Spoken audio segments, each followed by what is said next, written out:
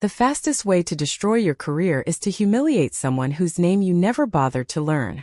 That was the sentence running through my mind the morning Damian Cross pointed at me in front of 40 executives and asked whether the senior citizen intern had finally figured out how to operate the espresso machine on the 32nd floor. Nobody laughed immediately. That was the interesting part. They looked at each other first. Corporate people always do that before deciding whether cruelty is socially safe. Then a few nervous smiles spread across the executive lounge beneath the warm recessed lighting reflecting across marble floors and floor-to-ceiling windows overlooking lower Manhattan beneath gray January skies. Damian leaned comfortably against the polished stone counter beside the catering trays while younger vice presidents and analysts surrounded him holding coffee cups and breakfast plates during the quarterly leadership luncheon at Mercer Technologies headquarters. Expensive watches, tailored suits, perfect teeth. The kind of executive floor where people measured power by who received eye contact first during meetings. I stood near the service table quietly organizing presentation folders beside the espresso machine while the city stretched silently below us through rain-covered glass windows 32 stories above Park Avenue traffic. My badge identified me as Evelyn Mercer, Executive Development Intern. Temporary assignment. Damian looked directly at me again beneath the soft lighting of the executive lounge. Well? He asked loudly enough for everyone nearby to hear. Did anyone explain to you how coffee works? Or are we still waiting for the internship orientation packet? This time several executives laughed harder because Damian Cross was the company's chief operating officer, and people in corporate America often mistake hierarchy for permission. I simply looked at him calmly while steam drifted upward from the espresso machine beside me. Cream or sugar? I asked quietly. That answer irritated him immediately because arrogant executives prefer visible embarrassment.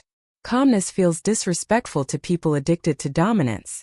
Damian smirked while adjusting the cuff of his navy suit beneath the lounge lighting. Actually, he said, why do not you bring fresh coffee to conference room B after setup is finished? The adults are discussing shareholder strategy today. More laughter followed near the breakfast tables overlooking the Manhattan skyline outside. I nodded once without reacting emotionally. Of course, I answered gently. Funny thing about executive buildings. The higher the floor, the more dangerous people believe humiliation becomes because they assume nobody below them can respond.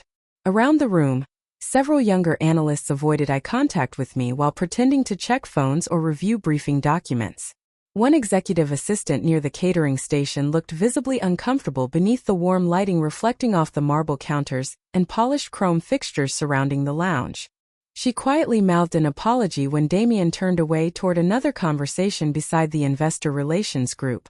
But I had spent over 4 decades inside corporate boardrooms, governance meetings, acquisition negotiations, and shareholder reviews across New York, Boston, and Chicago. I understood something younger employees usually learn too late.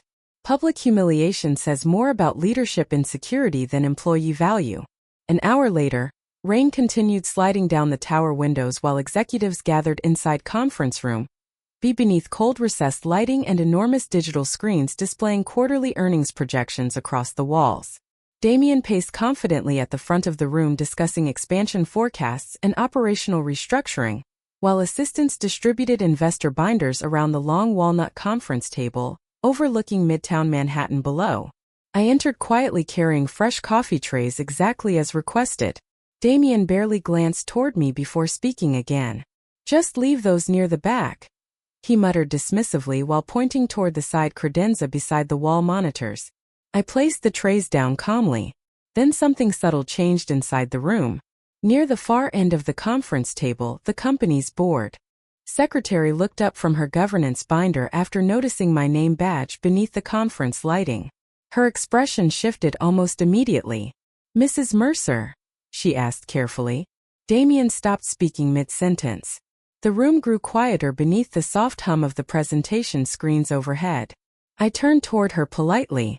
Good morning, Helen, I answered. Damian frowned slightly. You two know each other? Helen looked confused for half a second before answering. Mr. Cross.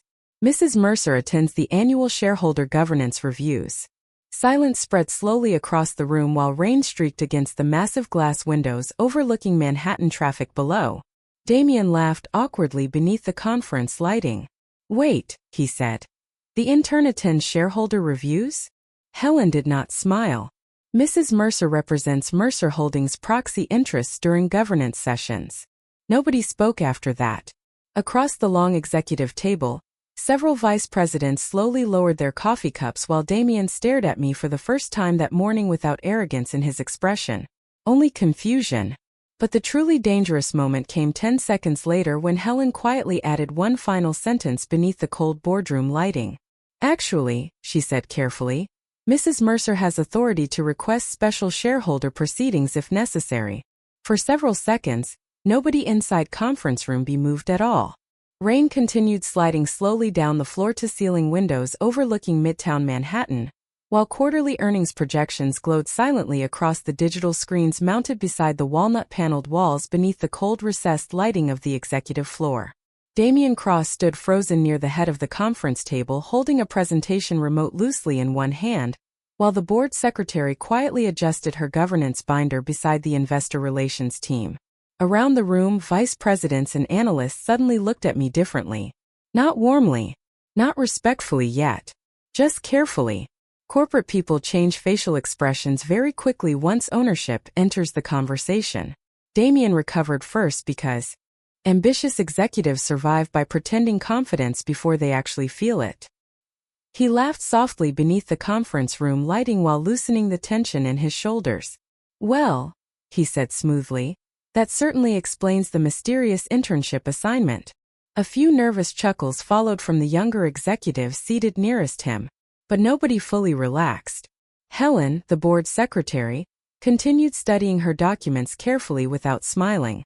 I remained beside the coffee trays quietly organizing stir sticks and cups while Manhattan traffic crawled through rain 32 stories below the glass tower outside. Mrs. Mercer has participated in governance reviews for several years, Helen explained calmly. Mercer Holdings maintains significant proxy alignment within the institutional shareholder structure.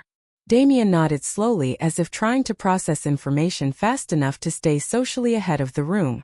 Of course, he answered. That makes sense. Funny thing about executive personalities, the moment they realize someone has invisible authority, they immediately rewrite their own behavior history in real time. 20 minutes earlier Damien called me the senior citizen intern. Now his voice carried the careful politeness executives reserve for people connected to ownership exposure. The meeting resumed beneath the muted conference lighting while rain tapped softly against the windows surrounding the executive tower high above Park Avenue. Damien continued presenting operational forecasts and restructuring plans across glowing financial charts displayed behind him, but something inside the room had shifted permanently. Executives who previously interrupted each other now listened more cautiously. Several analysts quietly glanced toward me while I remained near the back credenza organizing empty coffee cups and investor binders calmly beneath the soft lighting.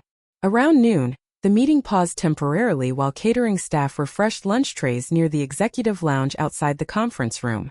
Damien approached me privately near the windows overlooking Manhattan beneath gray winter skies stretching across the city skyline. Mrs. Mercer, he began carefully, I hope you understood the earlier comments were only office humor. I looked toward the traffic moving far below the tower. Office humor usually depends on who is laughing, I answered quietly. Damien forced a smile beneath the warm executive lounge lighting. I would like us to start over. That sentence interested me because powerful men rarely apologize until they fear consequences connected to perception, reputation, or governance. Before I could answer, a younger executive assistant approached carrying a sealed folder beneath one arm. Mrs. Mercer, she said politely, legal requested this be delivered directly to you. Damien's expression tightened almost immediately. I accepted the folder calmly, while the assistant returned toward the compliance offices near the elevator corridor. Printed across the front tab were the words, Mercer Holdings Proxy Review Materials. Damien stared at the folder for half a second longer than he intended. You are involved with proxy reviews personally? He asked carefully. Sometimes, I answered. He nodded slowly while trying unsuccessfully to hide growing concern beneath his polished executive composure. Across the lounge, several vice presidents pretended not to watch us openly, while discussing quarterly projections near the catering tables beneath the soft chandelier lighting. Then Damien lowered his voice slightly. How much voting influence does Mercer Holdings actually control? Outside the massive tower windows, rain drifted across the Manhattan skyline while yellow taxi lights moved through the streets far below like slow rivers of gold beneath the winter clouds. I looked directly at him for the first time that morning. Enough to call a shareholder meeting, I answered gently. The color changed in Damien's face almost immediately. Because in corporate America, there are only two moments executives truly panic. When regulators start asking questions, or when shareholders do. The following week, winter rain gave way to sharp cold sunlight reflecting across the glass towers of Midtown Manhattan, while black town cars lined the streets beneath Mercer Technologies' headquarters and early morning commuters hurried through steaming subway grates carrying coffee cups and leather briefcases beneath pale gray skies stretching over Park Avenue. Inside the executive tower, the atmosphere had changed in subtle but unmistakable ways since the quarterly leadership luncheon. People still called me the intern publicly, but now they watched me carefully first. Elevators grew quieter when I entered. Executive assistants suddenly greeted me politely. Even security staff near the executive floor began nodding respectfully beneath the soft lobby lighting, reflecting across polished marble floors and chrome reception desks throughout the tower. Funny thing about invisible authority. Once people realize it exists, they begin searching desperately for evidence they somehow missed earlier. Damien Cross, however, refused to lose control of the narrative emotionally, because ambitious executives survive through perception management. By Tuesday morning, he had already reframed the entire situation internally as a legacy shareholder mentorship initiative. During conversations with senior leadership, beneath the cold recessed lighting of the executive floor conference suites overlooking Manhattan below. According to Damien, I was simply an older governance observer temporarily rotating through operational departments as part of shareholder outreach optics. That explanation comforted people because corporations prefer simple hierarchies. Complexity makes executives nervous. Around 10 o'clock, I sat quietly near the investor archives room reviewing proxy disclosure summaries beneath warm office lighting, while younger analysts moved through the hallway carrying earnings binders and acquisition forecasts between executive meetings. The archives department occupied one of the quieter corners of the 32nd floor, near legal compliance and governance operations. Most executives avoided the area completely because shareholder documentation lacked glamour. But real power inside corporations usually hides inside departments nobody brags about during networking events. Across the hallway, two younger analysts whispered near the printer station while pretending to organize investor reports. I heard she has direct proxy communication access, one murmured quietly. No way, the other answered. Damien would never joke around like that if he knew. I continued reading without looking up. People often reveal more information when they believe older women are not paying attention. Around noon, Damien entered the archives corridor wearing a tailored charcoal suit and carrying a tablet beneath one arm, while several junior executives followed closely behind him toward the strategy conference rooms overlooking Midtown Manhattan. He stopped briefly after noticing me reviewing governance records near the window seating area beneath soft afternoon lighting. "Mrs. Mercer," he said smoothly. "Adjusting well to the internship experience?" The younger executives behind him laughed politely because hierarchy still trained them to do so automatically. I closed the shareholder binder calmly. "Quite well," I answered gently. Damien smiled while sliding one hand into his pocket beneath the polished executive lighting. "Good," he replied. "Because modern corporate environments move very fast. Sometimes people from older systems struggle to adapt." That line interested me because insecure executives always mistake age for weakness eventually. Before I could answer, the legal department door opened across the corridor and Senior Governance Counsel Rebecca Lynn stepped out carrying several compliance folders beneath one arm. She stopped immediately after seeing me. "Mrs. Mercer," she said professionally, "I reviewed the proxy inquiries you submitted yesterday." The hallway became noticeably quieter. Damien's smile faded slightly. Rebecca continued speaking beneath the muted corridor lighting. "Your governance concerns regarding operational disclosure procedures have already been forwarded to the board review committee." One of the junior executives behind Damien slowly lowered his coffee cup. Damien looked genuinely confused now. Governance concerns, he repeated carefully. Rebecca glanced between us briefly before answering matter-of-factly. Mercer Holdings requested preliminary review documentation tied to executive operational conduct and shareholder transparency obligations.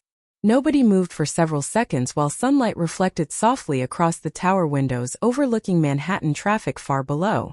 Damien finally forced another smile. I was not aware shareholders had concerns. Rebecca adjusted the compliance folders in her arms.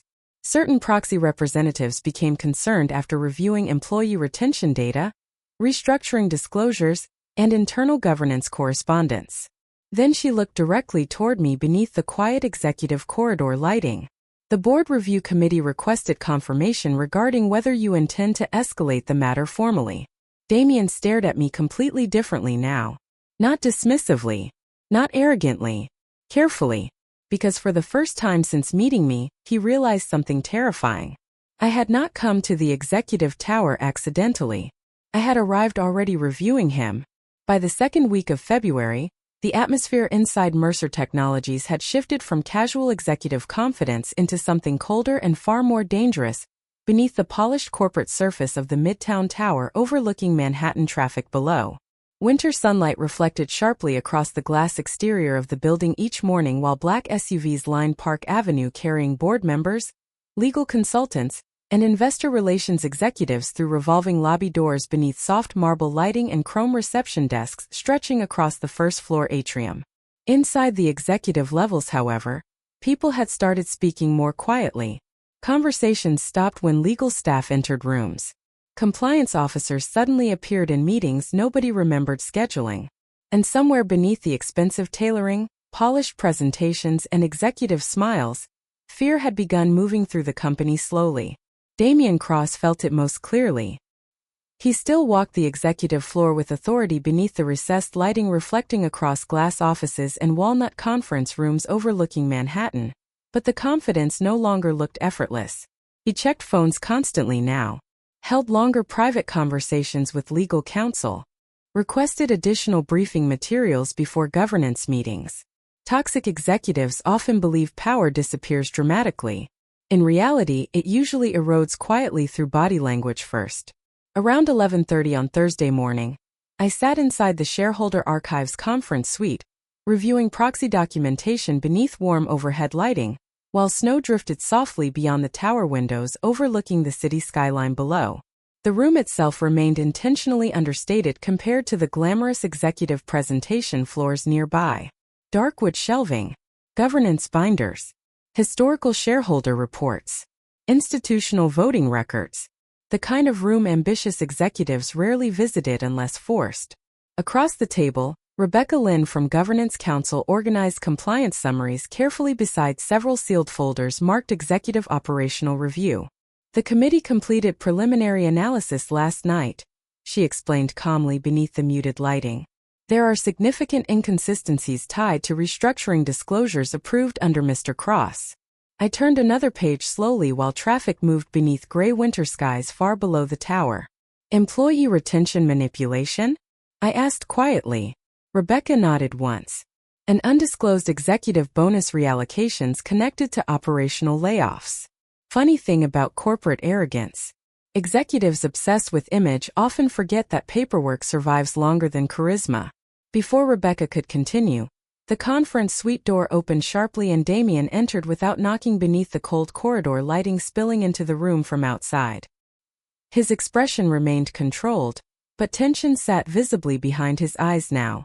I think we should all have a conversation, he said firmly while closing the door behind him. Rebecca immediately straightened beneath the conference lighting. This is a governance review session, she answered professionally, not an executive strategy meeting. Damien ignored her and looked directly at me across the table. Mrs. Mercer, he began carefully, if there are concerns regarding restructuring transparency, I am more than willing to clarify. Operational decisions personally. I studied him quietly for several seconds while snow drifted against the tower windows overlooking Manhattan below. He still believed this situation could be managed through executive performance, controlled language, strategic optics, personal influence. Men like Damien often mistake corporate theater for structural authority. The issue is not clarification, I answered gently. The issue is trust. Silence settled inside the governance suite beneath the soft overhead lights reflecting across polished walnut shelves filled with shareholder records dating back decades. Damien stepped closer toward the table. You are escalating this far beyond necessity. Rebecca calmly slid another folder across the table beneath the muted lighting. Damien glanced downward briefly before the color changed slightly in his face. Printed across the top page were the words, Preliminary Shareholder Proxy Concerns. This is already moving to proxy review? He asked quietly. Rebecca folded her hands professionally. Mercer Holdings submitted formal governance concern notices yesterday afternoon. Damien looked back toward me immediately. You filed this personally? Outside the tower windows, snow drifted slowly across midtown Manhattan, while yellow taxi lights crawled beneath the gray winter skyline far below. I closed the governance binder carefully before answering. No, I said softly. The shareholders did. That answer unsettled him more than anger ever could have because for the first time since becoming chief operating officer, Damien Cross realized something horrifying. This was no longer a conflict with an employee he could humiliate publicly. The institution itself had started turning against him. By late February, Mercer Technologies no longer felt like a confident executive empire rising above midtown Manhattan.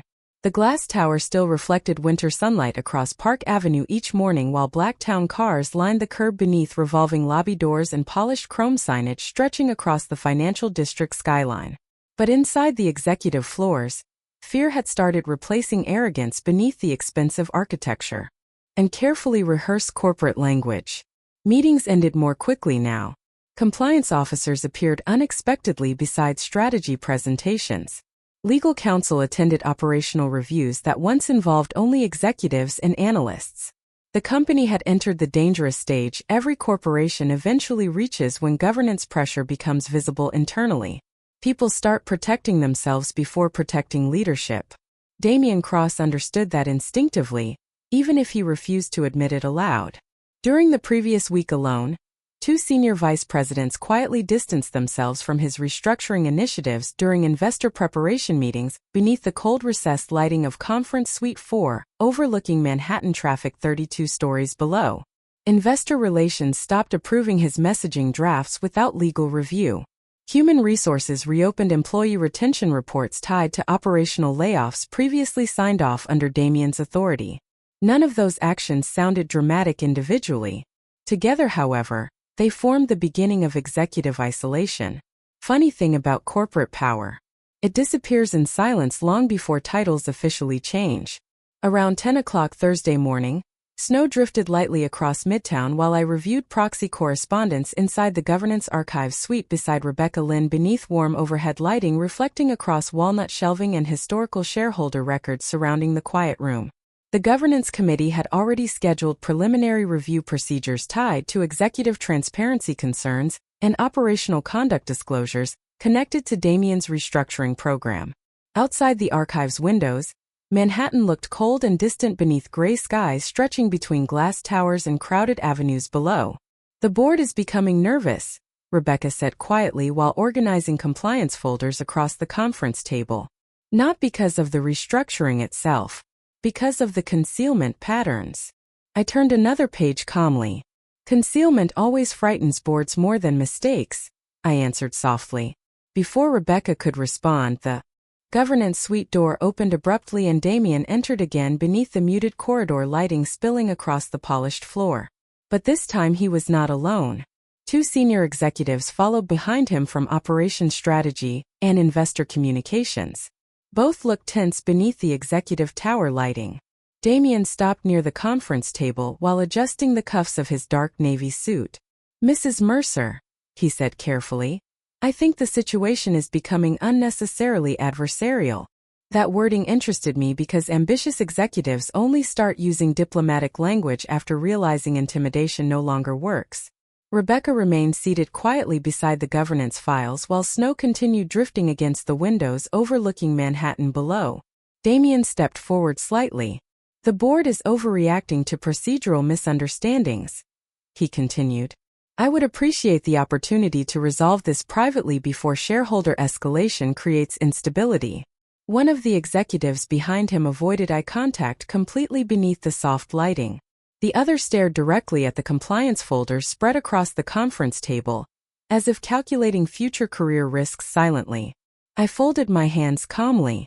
Shareholders usually dislike instability, I answered gently. But they dislike hidden liabilities even more.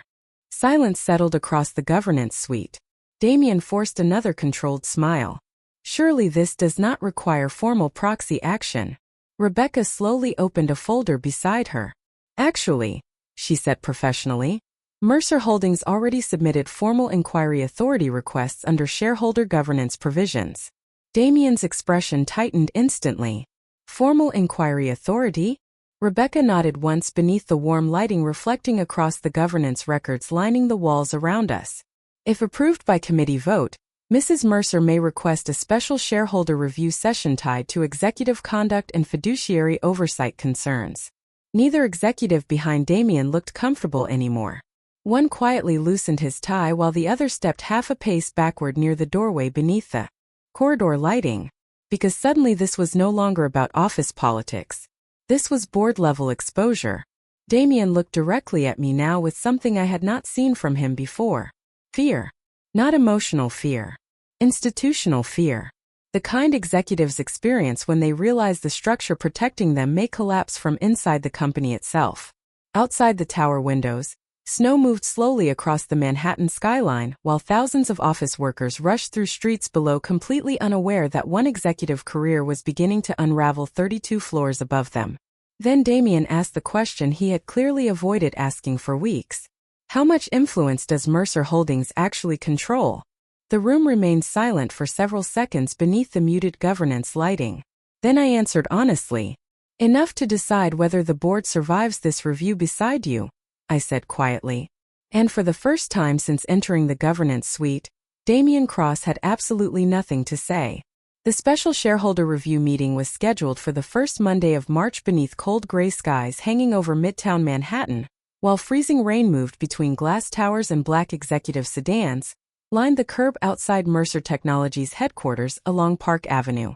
By then, the atmosphere inside the company no longer resembled the confident corporate machine Damien Cross, once controlled effortlessly beneath polished marble floors and glowing executive offices overlooking the city skyline.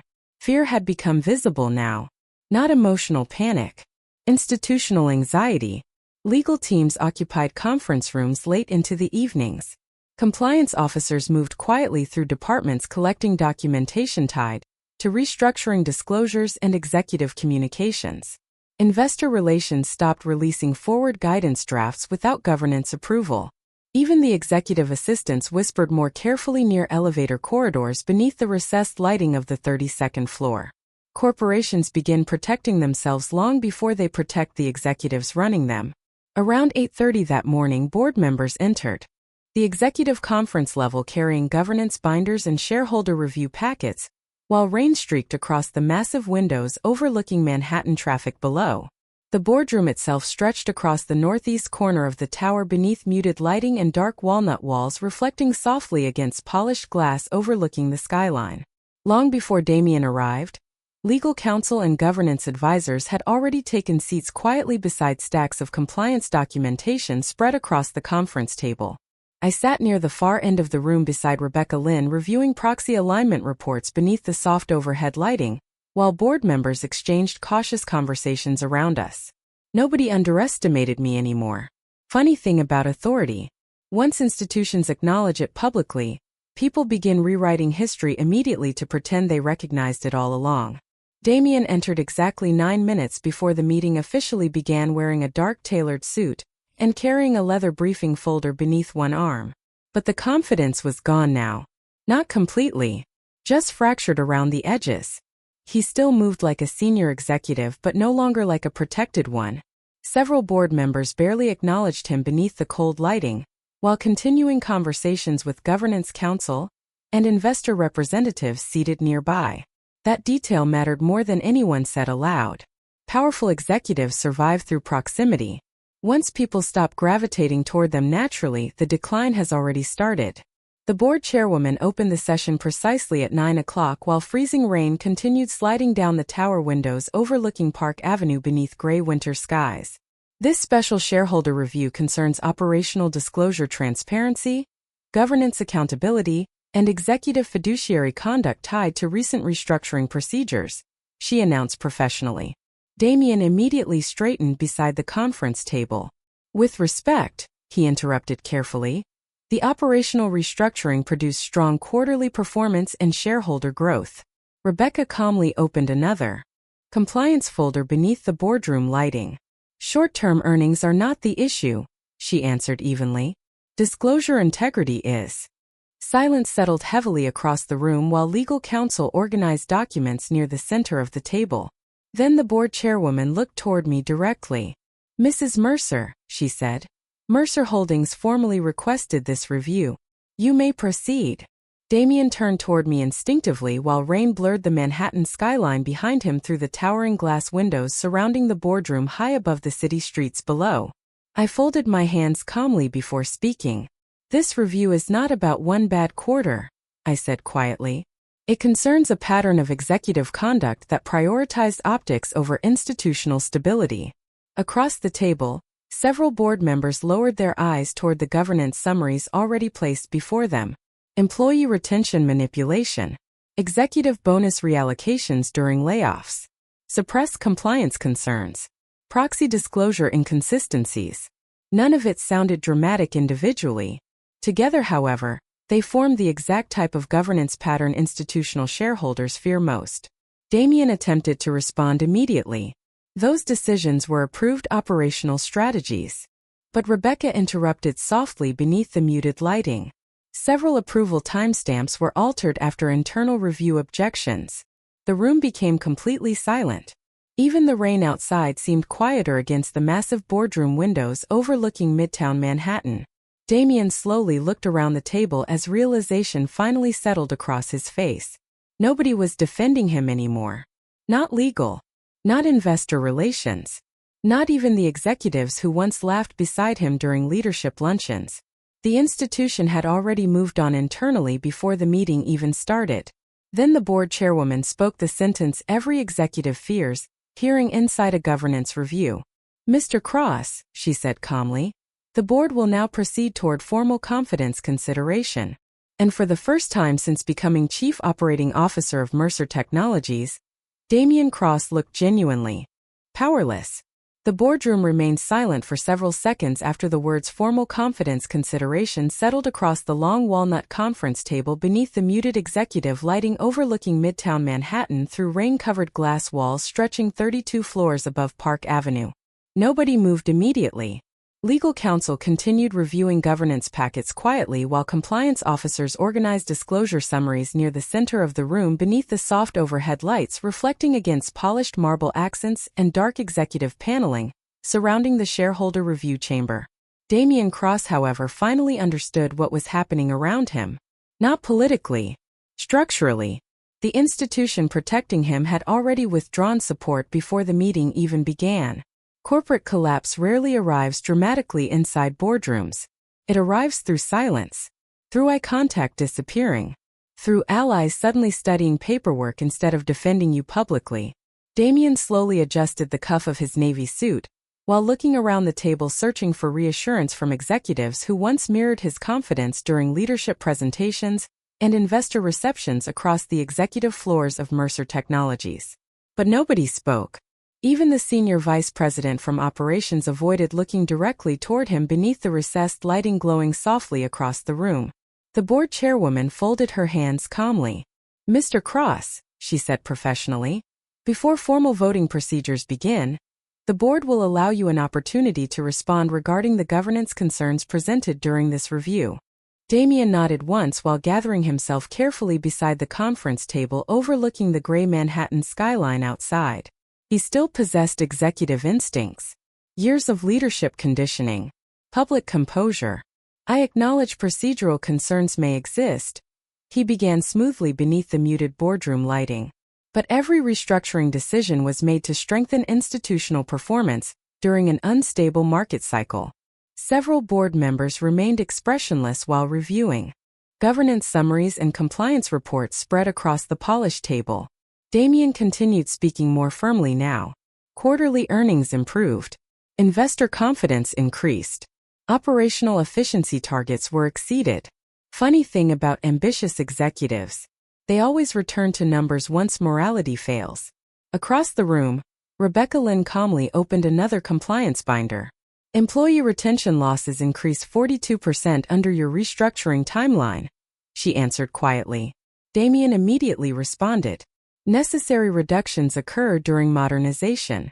Rebecca turned another page beneath the soft lighting. Several employee complaints specifically referenced executive intimidation and retaliatory workplace behavior. Damien's jaw tightened slightly. Disgruntled employees say many things during organizational transition. Then unexpectedly, the board chairwoman looked toward me again beneath the cold executive lighting reflecting across the boardroom windows overlooking Manhattan traffic below. Mrs. Mercer, she asked calmly, as proxy representative for Mercer Holdings, do you believe confidence in current operational leadership remains sustainable? The room became perfectly still. Rain slid quietly across the massive tower windows while distant sirens echoed faintly through the city far below. Damien stared directly at me now without arrogance remaining in his expression. Only tension. I folded my hands gently before answering. Leadership is not measured by quarterly presentations, I said softly. It is measured by institutional trust after pressure arrives. Nobody interrupted. When employees fear retaliation, I continued.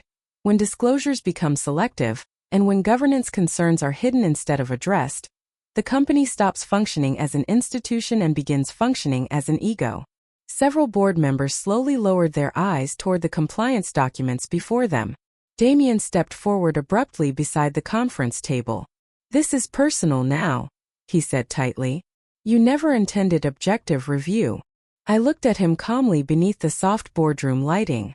No, Ian suarat quietly. This became necessary the moment leadership forgot responsibility. Silence spread heavily through the room. Then the board chairwoman nodded toward governance counsel seated beside the legal review team. Proceed with confidence voting authorization, she instructed professionally. One by one, electronic voting tablets illuminated across the conference table beneath the muted lighting, while executives shifted uneasily in their seats, overlooking the storm-covered Manhattan skyline outside.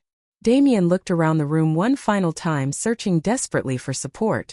But the executives who once laughed beside him during leadership luncheons now focused only on their voting screens. Because everybody inside that boardroom understood the same brutal corporate truth simultaneously. No executive survives after institutional trust disappears. Then the first vote was submitted, and the collapse of Damien Cross officially began. The confidence vote concluded at 11:47, that morning beneath the muted lighting of the executive boardroom, while freezing rain continued sliding down the massive glass windows overlooking Midtown Manhattan 32 floors below. Nobody celebrated. Corporate removals rarely look dramatic inside real institutions. There are no shouting matches, no slam feasts, just silence, paperwork, and the slow collapse of executive authority in front of people already calculating the future. Damien Cross remained seated near the center of the walnut conference table, while Governance Council finalized procedural documentation beside stacks of compliance binders and shareholder review packets spread neatly beneath the soft overhead lights reflecting against polished marble accents surrounding the room. Across the table, several board members quietly reviewed transition materials already prepared before the vote officially concluded. That detail mattered more than anything else. Institutions prepare for executive collapse long before executives realize collapse is possible. The board chairwoman folded her hands professionally. The confidence review has concluded, she announced calmly.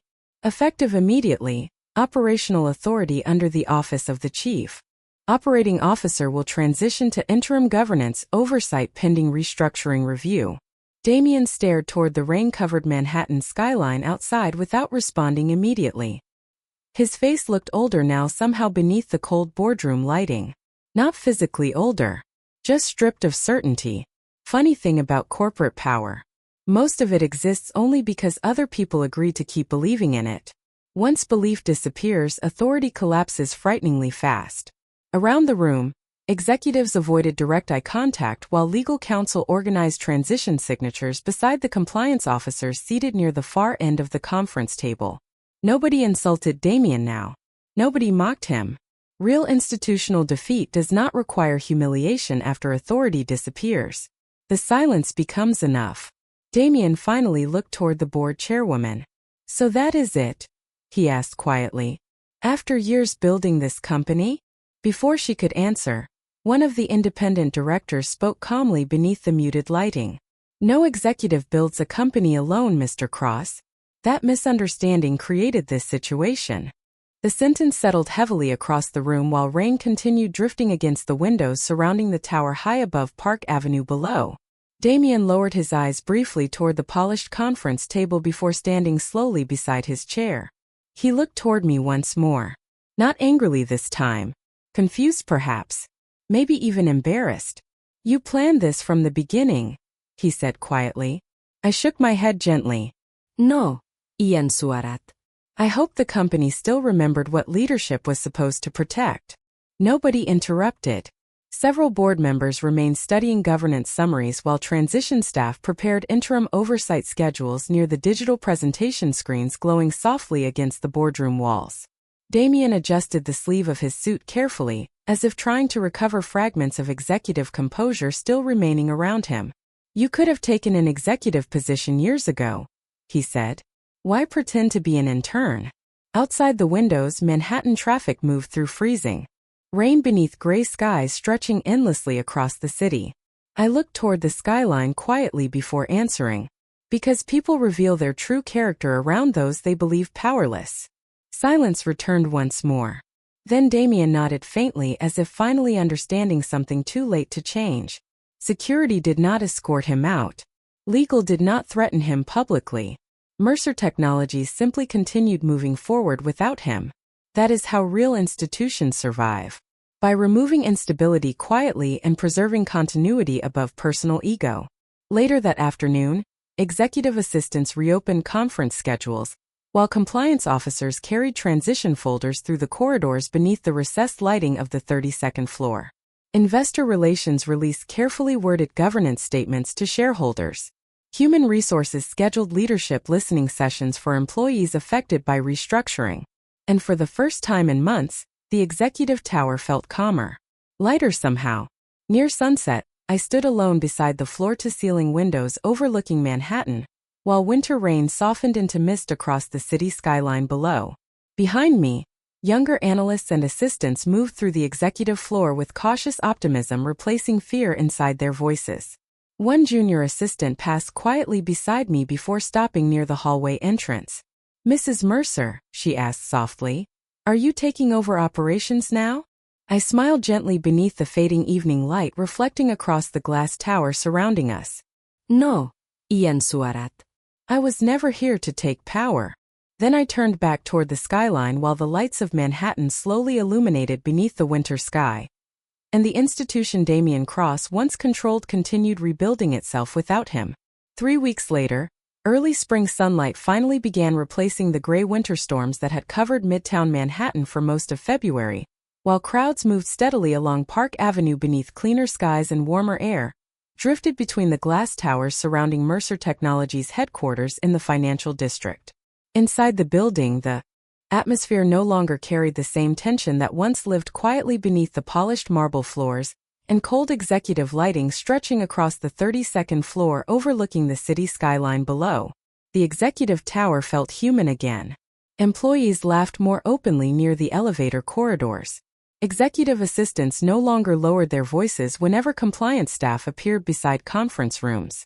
Younger analysts stayed later voluntarily discussing new operational strategies, without fear that one careless sentence might damage their careers. Funny thing about toxic leadership. Most employees do not realize how exhausted they are until the pressure finally disappears. Mercer Technologies had already appointed interim governance leadership, beneath the supervision of the Board Review Committee, while shareholder confidence stabilized steadily through revised transparency policies and restructuring corrections implemented across operational divisions. Investor relations regained credibility with institutional shareholders. Human Resources reopened employee retention programs previously eliminated during Damian Cross's restructuring initiatives.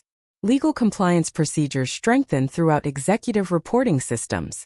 From the outside, corporate media described the transition carefully as a governance modernization process, supporting long-term institutional accountability. But inside the company, employees understood the simpler truth. The culture had survived because somebody finally forced leadership to remember responsibility mattered more than ego. Around 4:30 on a Thursday afternoon near the end of March, warm sunlight reflected softly through the floor-to-ceiling windows overlooking Manhattan, while younger executives gathered inside conference room preparing governance summaries for the upcoming annual shareholder session beneath muted recessed lighting and polished walnut tables stretching toward the skyline outside. The same room where Damian once mocked the senior citizen intern, during the leadership luncheon now carried a very different atmosphere. Respect lived there now. Quietly perhaps, but visibly. I stood near the back of the room organizing proxy binders beside the conference credenza, while several younger analysts reviewed governance schedules nearby. One of them, a young woman named Lauren from Investor Relations, paused beside me beneath the soft afternoon lighting. "Mrs. Mercer," she asked carefully, "can I ask you something?" I smiled gently. "Of course." She hesitated briefly while the Manhattan skyline glowed gold beyond the windows surrounding the executive tower high above the city below. "Why did you stay quiet for so long?" That question lingered between us for several seconds, while voices echoed faintly through the hallway outside and sunlight reflected across the marble accents surrounding the conference suite. I looked down toward the proxy binder resting beneath my hands before answering honestly. "Because institutions reveal themselves eventually," I said softly. "You only learn the truth when people believe nobody important is watching." Lauren nodded slowly beneath the warm conference lighting while younger analysts nearby continued preparing shareholder materials across the long walnut table overlooking Manhattan. Then she smiled faintly. "You changed this company." I shook my head gently. "No, iyan suarat." The company changed itself the moment people stopped protecting the wrong behavior. Outside the windows, late afternoon sunlight stretched across Midtown while thousands of office workers moved through the streets below completely unaware of the quiet transformation that had unfolded 32 floors above them during the previous 2 months. Around 5:30, employees gradually gathered coats and briefcases before leaving for the evening through the executive corridors lined with glass offices and soft recessed lighting reflecting against polished stone floors. One by one, younger staff members wished me good night warmly as they passed through the hallway toward the elevators. Nobody called me the intern anymore. But strangely enough, I missed that disguise a little. Invisible people hear the truth more clearly than powerful ones ever do. Eventually the executive floor grew quiet beneath the fading spring sunlight surrounding the tower while Manhattan slowly illuminated outside beneath the evening sky. I picked up my coat calmly and walked alone toward the elevator corridor passing the same executive lounge where Damian Cross once pointed toward the espresso machine and mocked the older woman he believed carried no authority at all. The memory no longer felt painful, only distant. Before entering the elevator, I paused briefly beside the massive windows overlooking Park Avenue far below, while city lights flickered alive across Manhattan beneath the soft blue evening, settling over the skyline. Somewhere downstairs, new interns were probably rushing through lobby security carrying coffee cups and presentation folders, while ambitious executives hurried toward meetings convinced titles guaranteed importance. Institutions always continue moving forward. But sometimes they survive only because one quiet person inside the building still remembers what leadership is supposed to mean. Then the elevator doors opened softly beneath the warm executive lighting, and I stepped inside alone while the tower continued glowing behind me against the Manhattan skyline. After all, the most powerful person in the building had never been the loudest one.